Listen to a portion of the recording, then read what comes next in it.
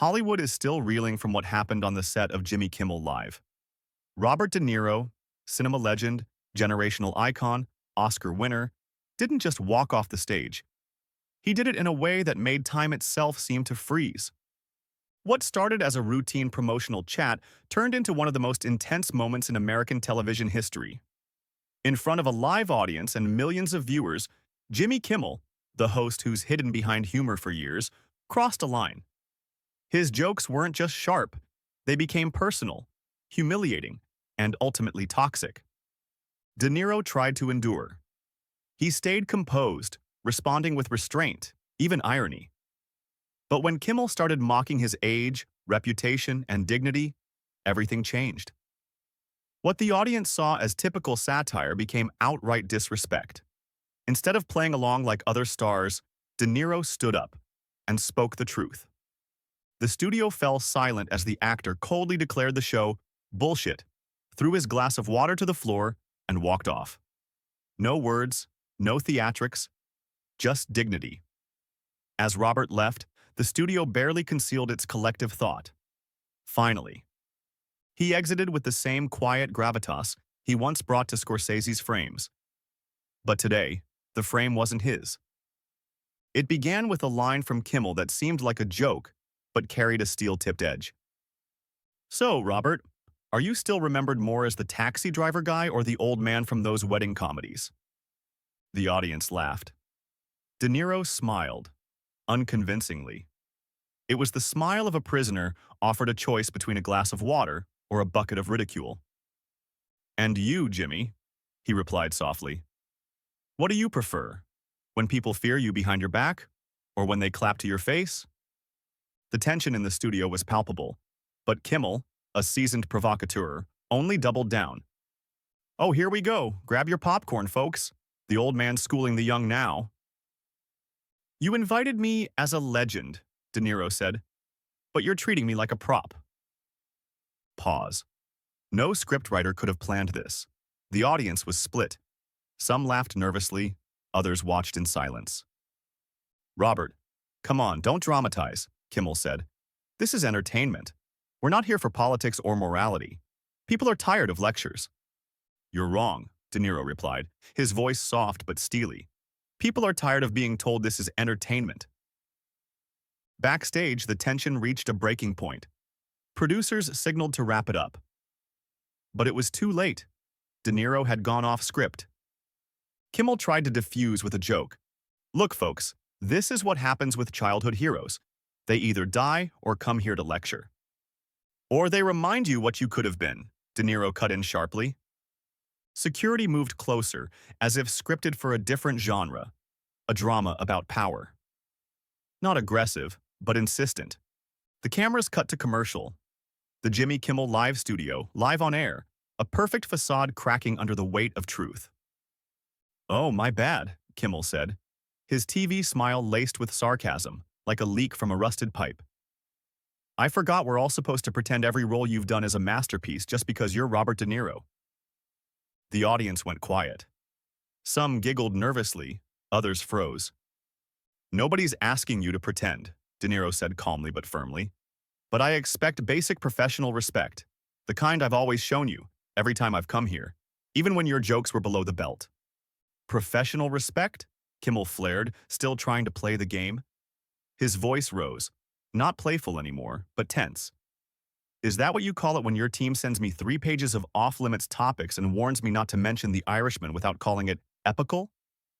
You think it's funny that I don't want my 60 years of work reduced to a meme of my de-aged face? De Niro leaned forward. The camera caught his profile, gray hair, shadows under his eyes, the weariness of a giant who'd endured petty slights for years. No, it's just, Kimmel faltered. You come here acting like a saint, but when I ask something that deviates even slightly from your PR script, you look at me like I insulted your mother. You don't ask, you push, De Niro said. You push for the star to slip, so you can get your likes.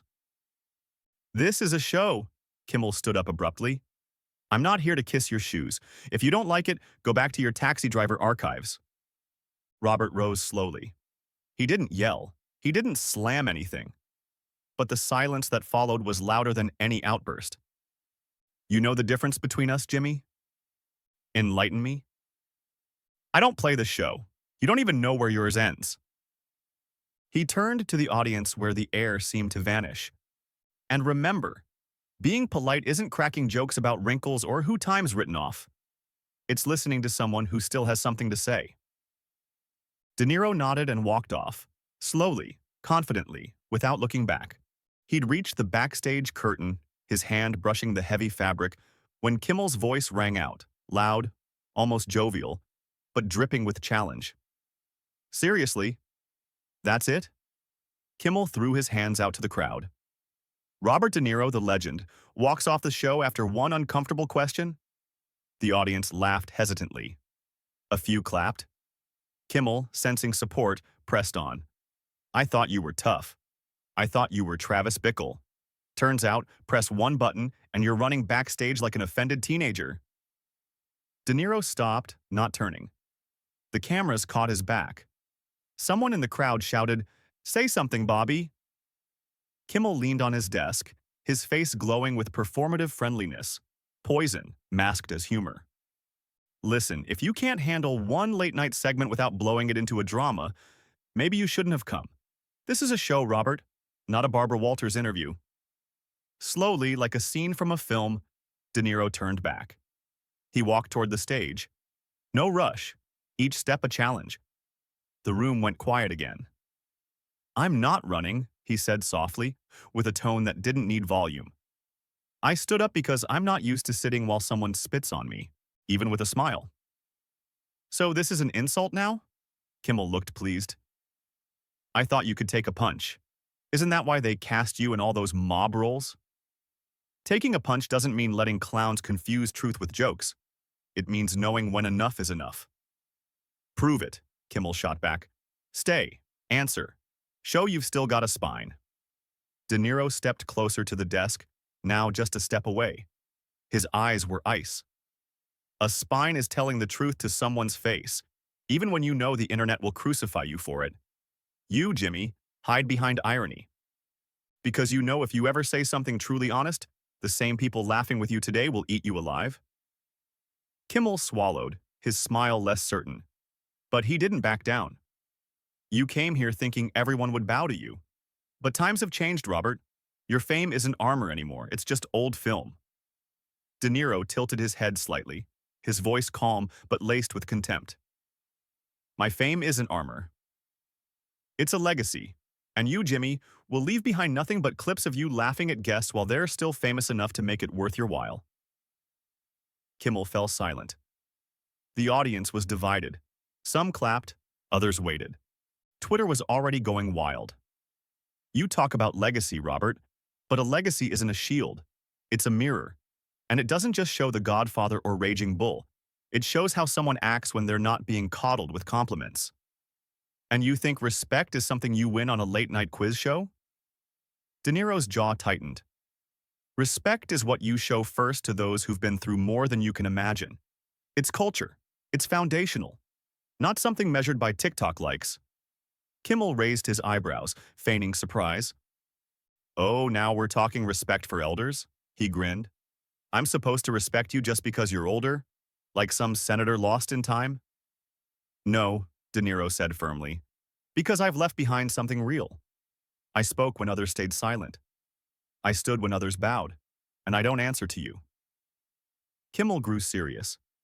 He leaned forward, fingers gripping the desk. Listen, Robert. Not every elder deserves respect just for living longer. Sometimes it just means they've had more time to mess up. Real respect isn't an automatic title. You earn it. Every day. True, De Niro agreed. But it's not raffled off on late-night shows either. And it's definitely not measured by your sarcastic quips. I don't demand to be carried on a pedestal. I demand basic dignity. You invite a guest not to humiliate them, but to listen. Kimmel didn't break eye contact. But sometimes, Robert, the truth sounds like humiliation. And when your team sends 3 pages of off-limits topics before the show, you're asking me to be a lackey, not a host. That's not what I do. They're not off-limits topics, De Niro replied calmly. It's respect. There are things you don't joke about. People, tragedies, losses. That's not weakness. It's a boundary. But where's the line, huh? Kimmel stood, no longer hiding his agitation. Who draws it? You? Hollywood? Elders who think they still own the world? Conscience draws it, De Niro said quietly. And if you can't feel where it is, you've got some growing to do. Silence. The pause lingered a second too long for TV comfort. Then Kimmel smiled. But it wasn't genuine. More like a mask. You just gave me a lecture on conscience. Live on air. If this were a movie, you'd win an Oscar right now. This isn't a movie, De Niro said. This is reality. And it hurts, Jimmy. The room erupted. Some clapped, some whistled, some recorded on their phones. The moment was raw, real, unscripted.